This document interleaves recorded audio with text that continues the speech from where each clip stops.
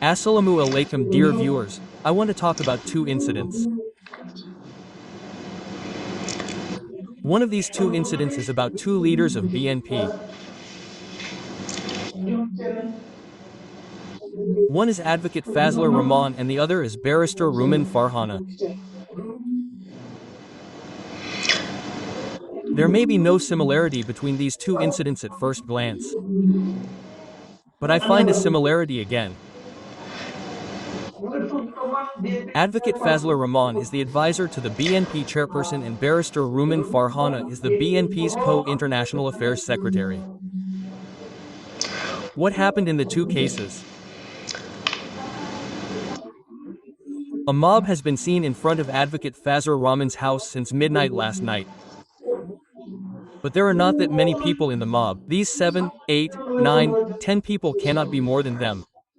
They have taken up positions in front of his house. Various placards are being held with them and are chanting slogans. They are chanting obscene slogans and threatening. They are threatening to kill Fasler Raman. They are chanting slogans openly. Fasler Raman must be arrested, must be done, must be done. These are chanting slogans. The place where Fasler Raman lives is a multi-party building. He lives in a flat on one floor of that building. So there are many other people in front of a house in front of a building. Can such a mob, such slogans, such obscene talk create a reaction among them? Can creating such a public nuisance in a public place cause a reaction? Can such an incident happen in a civilized country? Yes. What is their complaint? Their complaint is that Fasler Raman has said some controversial things about the July movement, which are insulting to the July movement. If so, I assume the accusation is true. I have doubts whether it is true, but I assume it is true, for the sake of argument.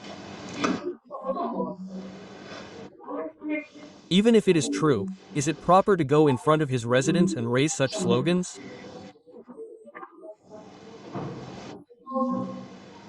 Is it legal?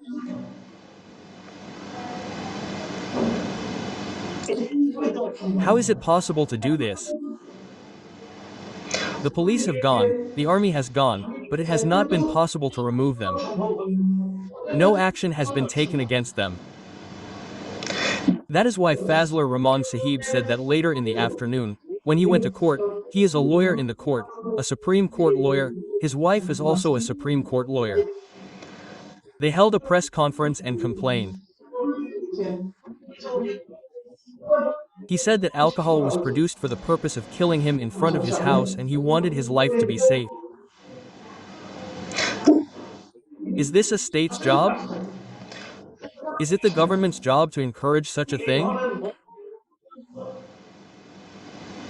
One thing to think about is that if Fasler Raman Sahib has said something, if he has said something objectionable, you should protest, you should make a statement, if you feel bad about it, you should tell the media, you should hold a press conference, if possible, you can even file a case.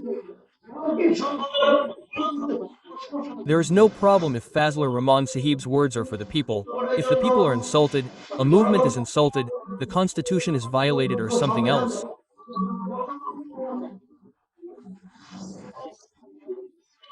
By saying that a crime is committed, you file a case under the law, there is no problem. But what you do in front of the Naras is not civilization, and the government's indifference to it, letting them stay there, letting them talk, letting people be scared, what would you say to this? Is it the government's job?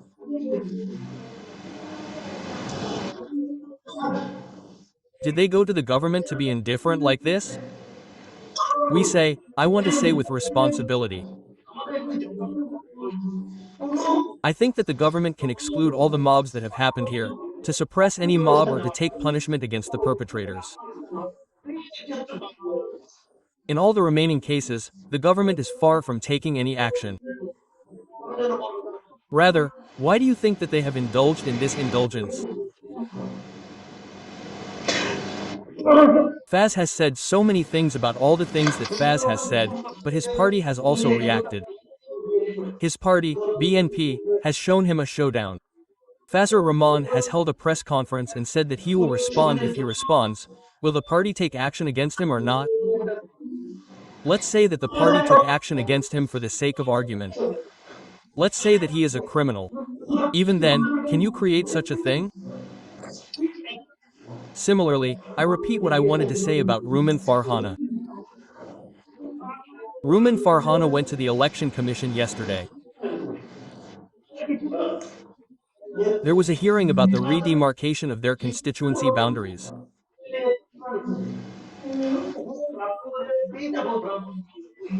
There, some areas have been cut from 1 to 3 and divided into 2. There will be a discussion about this. 2 BNP candidates went to give the main speech in that discussion. One candidate for 3 and the other candidate for 2. Raman Farha was the candidate for 2 and engineer Khalid Hossein Mahbub was the candidate for 3.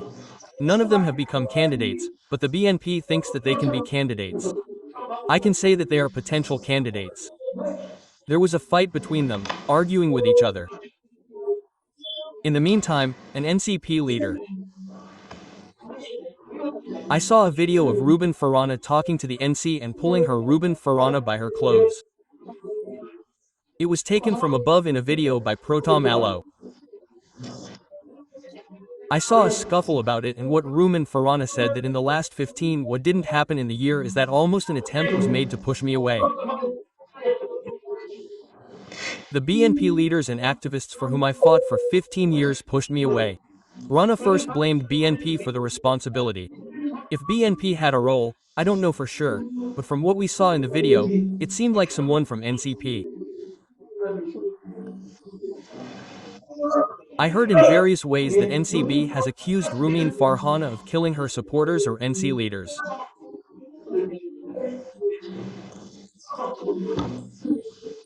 My point is that if such fights continue within the election commission, why would this fight happen? Here are a few questions. Why was the fight allowed to happen here? Was there no one there to maintain law and order? I mean, this mentality of pushing anyone who raises their hands against someone, why is this? Does this prove that we are moving forward as a nation? Why are we becoming so unsettled? Why do we muff someone in front of our house if something happens? We make a picture of someone and hit them on both cheeks with shoes. Why are we pushing someone away? Why are we pulling their clothes? Why? Can these be any legal procedures? These are unfortunate. These are terrible. If these things continue to happen, you cannot say that even something that will not happen to you will happen to you. You come like a system. If there is an objection, resolve the objection. And to the BNP, I say, I have an objection to the BNP. I want to criticize the BNP a little. If 2 people from your party asked there, then you could have called this Khalid Sahib and Farah yourself, sat in your office, and informed you of a decision. Then it would have ended here and according to that decision they would have gone to the election commission. If the election commission had objected to the list, the boundary, if your party had objected to the boundary, both of them would have objected, and the supporters would have done so. BNP has left 2 important people of its party on the field like a silent spectator to quarrel. Is this something wrong? So I understand these things. We want there to be absolute fairness in politics. You can oppose me. But please don't introduce rudeness there. It's not a matter of you having to accept all opinions. You can oppose all opinions. But not rudely.